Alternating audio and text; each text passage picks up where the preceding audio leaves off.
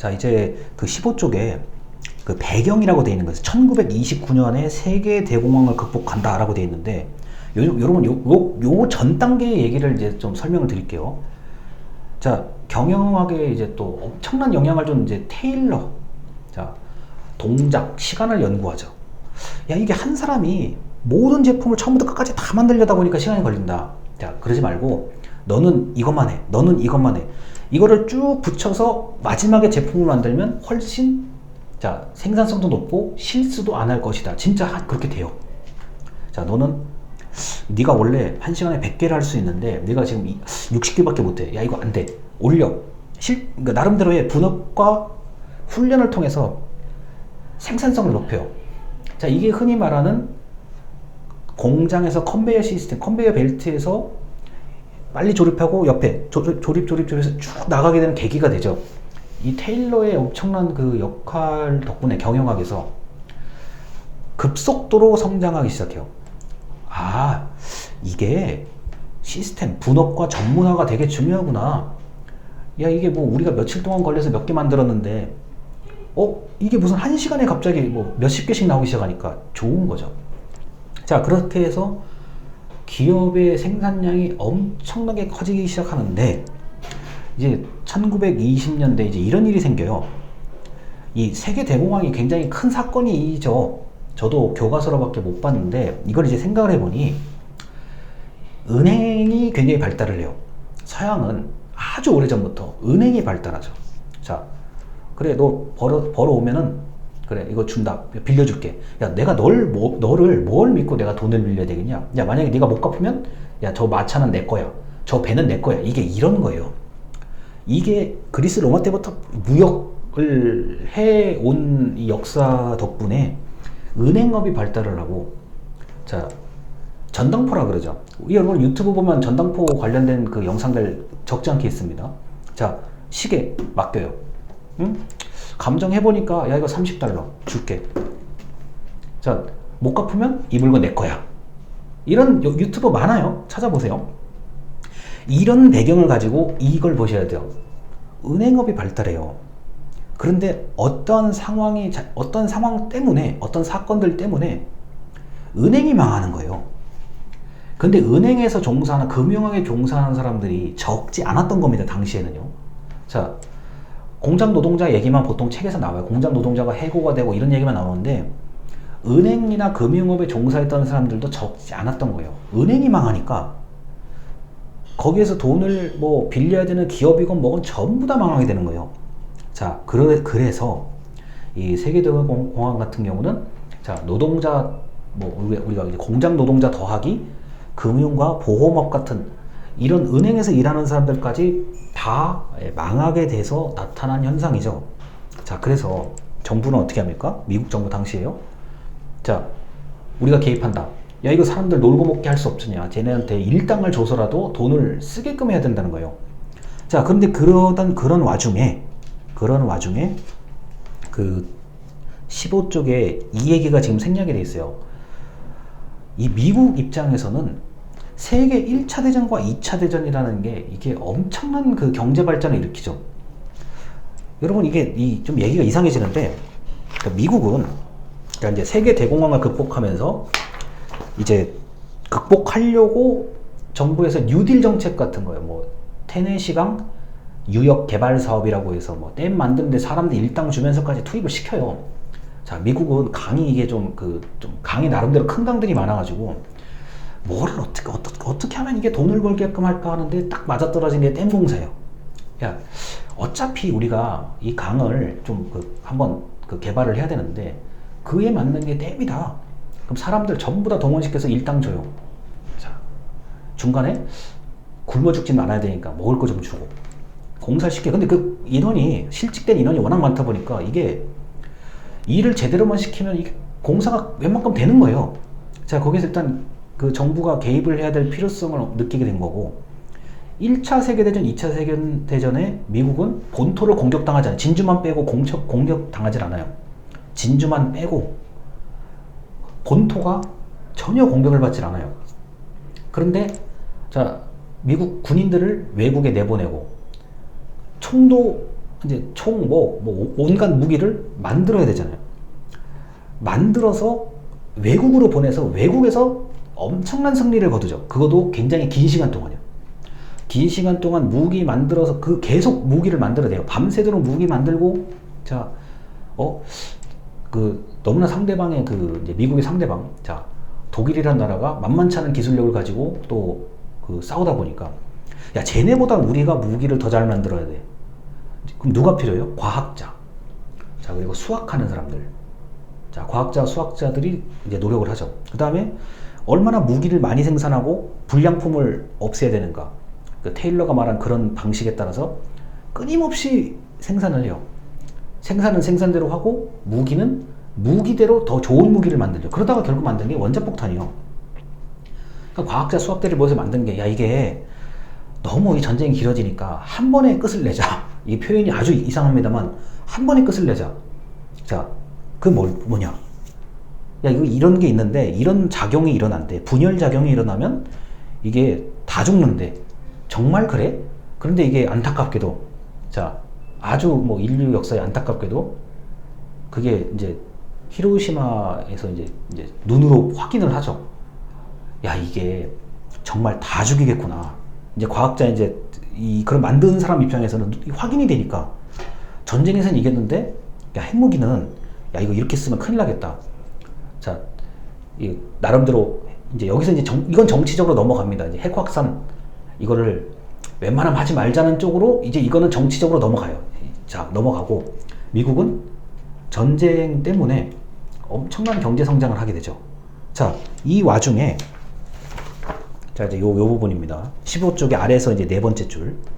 행태주의는 경험적인 행태 연구를 통해 과학적으로 뭔가 이제 이론을 만들어냈는데, 자, 가치와 사실을 구별해.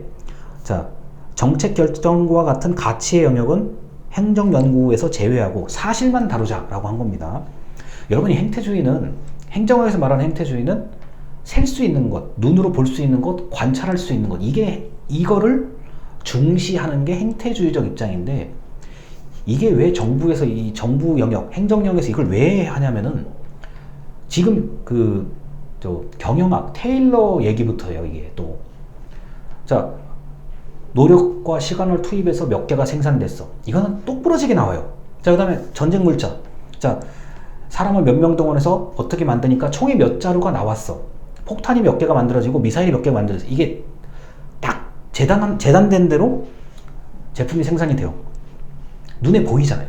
만질 수 있잖아요. 이게 지금 몇 개가 있다. 몇 대가 있다. 탱크가 몇 개가 몇 대가 있다.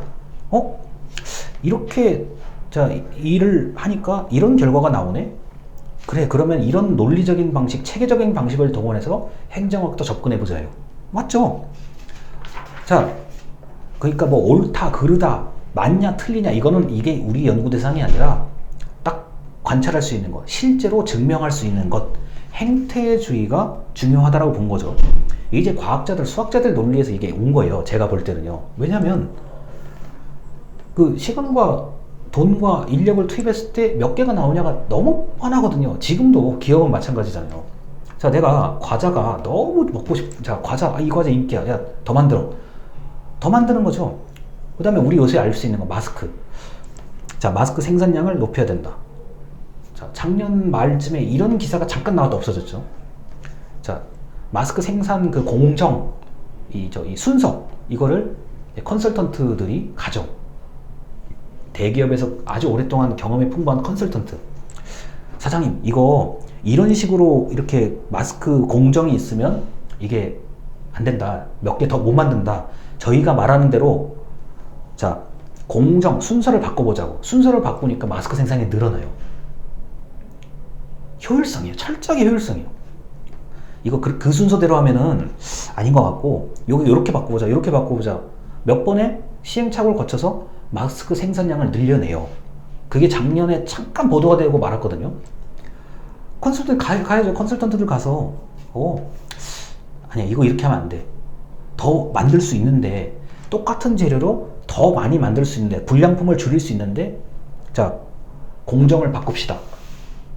아주 몇 명의 어떤 훌륭하신 분들 덕분에 마스크 생산을, 불량률도 낮추고, 단위 시간당, 1시간당 더 생산할 수 있게 된 거예요.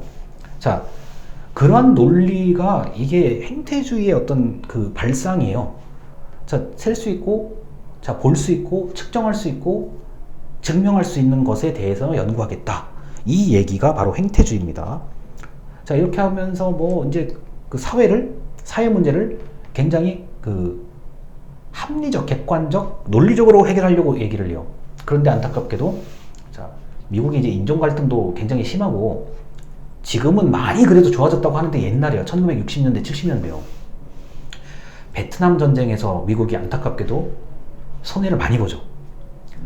분명히 이렇게 군대를 이렇게 투입하고, 자, 뭐, 미사일을 몇 개 만들고, 폭탄을 어떻게 해서 이렇게 하면 전쟁이 끝날 거라고 계산하는 거예요.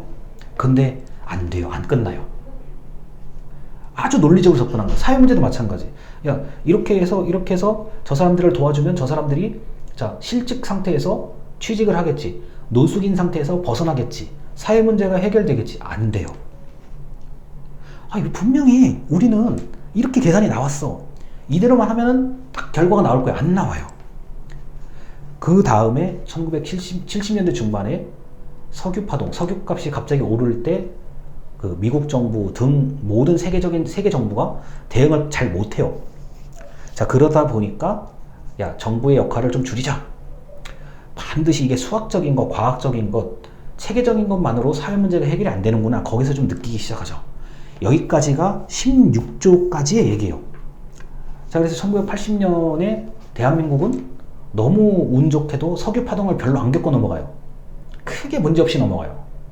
자, 영국은 그때 외환위기, IMF의 자, 이제 체제에 들어가죠. 자, 그 다음에 이제 미국은 레이건 대통령 때, 자, 정부가 굳이 할 거 없으면, 자, 그 민간 시장으로 넘겨. 야, 이거 정부가 왜 이런 것까지 해? 이거는 민간으로 넘겨. 그래서 작은 정부란 얘기를 해요. 정부의 규모가 작다는 얘기가 아니에요. 이건 절대로. 정부가 할 일을, 자, 정부가 할 것만 하고, 아닌 거는, 자, 다른 곳에 맡겨라. 넘겨라. 이게 작은 정부입니다. 자, 그래서 뭐 큰 정부, 작은 정부 얘기하는데, 큰 정부, 정부의 규모도 커지고, 역할도 커지고, 사회에 다 개입하는 게 큰 정부. 그 다음에, 야, 작은 정부, 규모가 작아지는 게 아니에요. 역할을 줄이는 겁니다. 야, 이거는 우리가 할 게 아니야. 쟤네 기업 보고 하라 그래. 야, 이거 너무 비효율적이야. 굳이 네가 이런 일을 해야 되겠냐? 하지 마. 야, 이거 굳이 10명이 해야 돼? 야, 이거 한 5명이 해도 될 것 같은데? 이런 식으로 역할을 축소하는 게 작은 정부라고 보셔야 됩니다. 규모는 항상 커요. 항상 커져 왔어요. 우리나라도 그렇고 다른 나라 마찬가지입니다. 역할을 줄이자는 거예요. 정부가 할 거냐 아니냐. 이게 굳이 우리가 해야 돼 말아야 돼. 야, 이거 비효율적이야. 버려. 야, 요거는 잘하면 좀 성과, 뭐 때에 따라서는 돈을 벌기도 하죠. 정부도. 야, 이거는 좀 괜찮을 것 같아. 이런 거를 이제 구별해내기 시작하는 게 바로 신공공관리론 그 16조쯤에서부터 나오는 얘기들입니다. 자, 그래서 이 우리나라하고 미국하고 행정학의 좀 그 개념 자체가 좀 많이 달라요. 그리고 우리나라는 고려시대 때부터 이미 중앙집권 체제예요. 물론 호족들이 이제 있었는데 적당히 타협하고 가죠. 적당히 타협하고 가다가, 자, 조선 때 어떻게 됩니까? 그 세종대왕 이제 위에 태종 이방원, 그 당시에 태종 이방원이 어떻게 해요? 뭐 다 죽이죠. 귀양 보내고 다 죽여요. 그러니까 호족들이 절대 자라날 수 없게끔 그걸 전부 다 완전히 그냥 없애버려요. 거의. 그 다음에 어떻게 돼요? 중앙에서 지방으로 사또를 파견하죠. 야, 네가 가서 좀 해봐. 완벽한 중앙집권 체제를 만들어야 돼요. 그 다음에 잘하는지 못하는지 어떻게 누가 합니까? 암행어사가 들어가요. 야, 제가 과연 잘할까? 못할까? 혹시 반역을 일으키지 않을까? 암행어사들이 쭉 돌아요.